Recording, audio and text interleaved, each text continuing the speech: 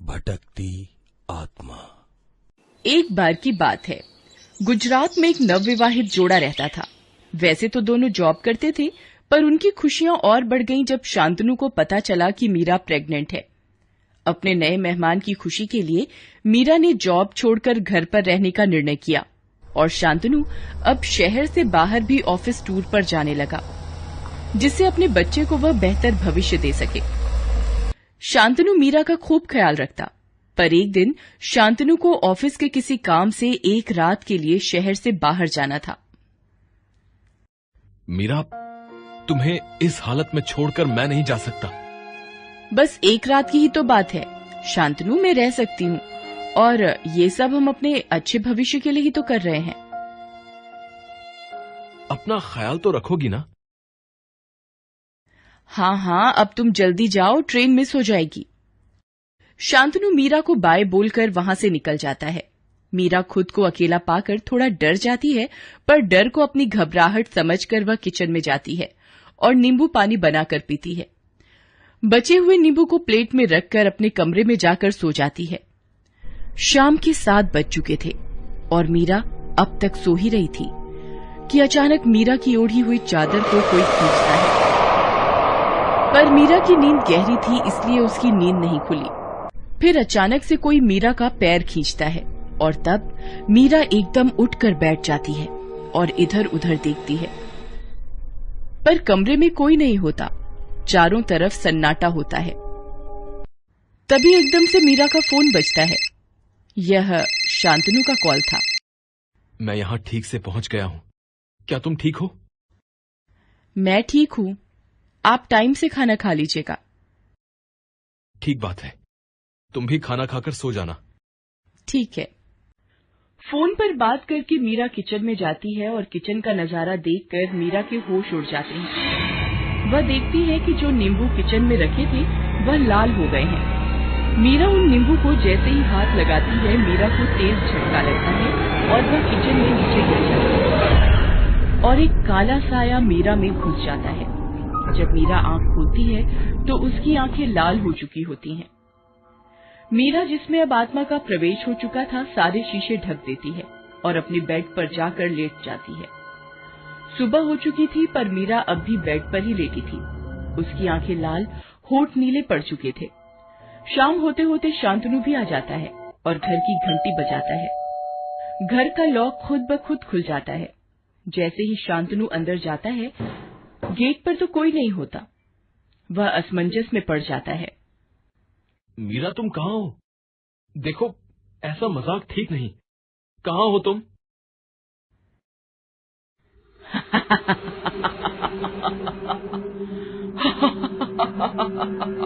अच्छा, तो तुम किचन में हो। किचन में जाकर शांतनु देखता है, पर वहाँ कोई नहीं होता। आवाज तो यहीं से आ रही थी। ये चल क्या रहा है यहाँ? शांतनु यह सब सोच ही रहा होता है कि गेट की घंटी बजती है। और यह क्या? यह तो मीरा है। अरे मीरा, तुम यहाँ?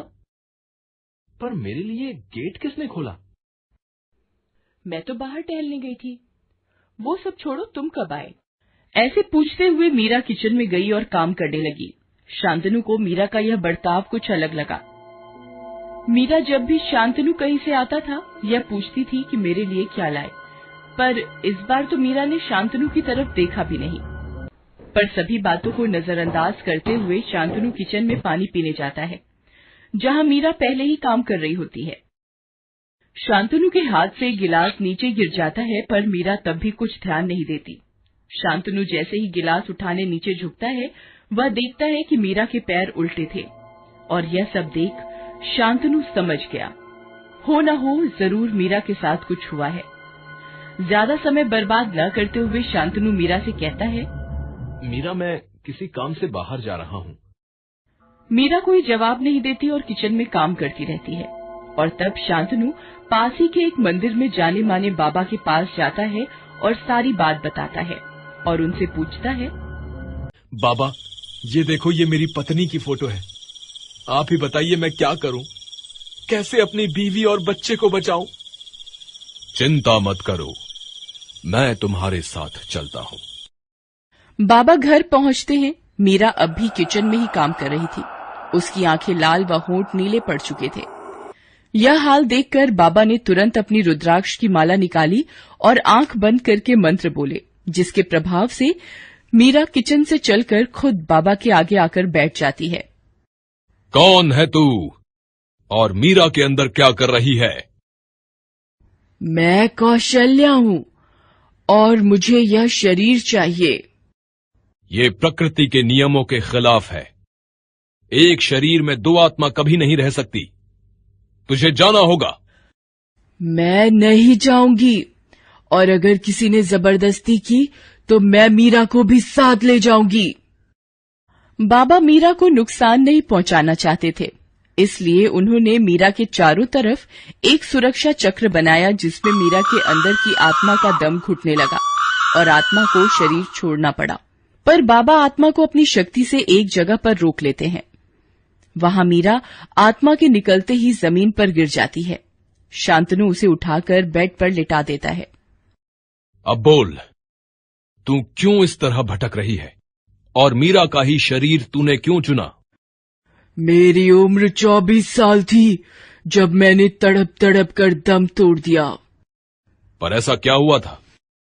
मेरी भी नई नई शादी हुई थी, पर एक रोड एक्सीडेंट के बाद डॉक्टर ने मुझे बोल दिया कि मैं कभी मां नहीं बन सकती, और मेरे पति ने दूसरी शादी कर ली और मुझे मरने के लिए अकेला छोड़ दिया। इसलिए मैंने आत्महत्या कर ली। मीरा भी प्रेग्नेंट है, इसलिए मैं उसके शरीर में रहना चाहती थी। तेरी दुनिया अलग है, ये इंसानों की दुनिया है। मैं किसी का बुरा नहीं करना चाहती, पर मेरी आत्मा को तब तक शांति नहीं मिलेगी जब तक मैं मां न बन जाऊं।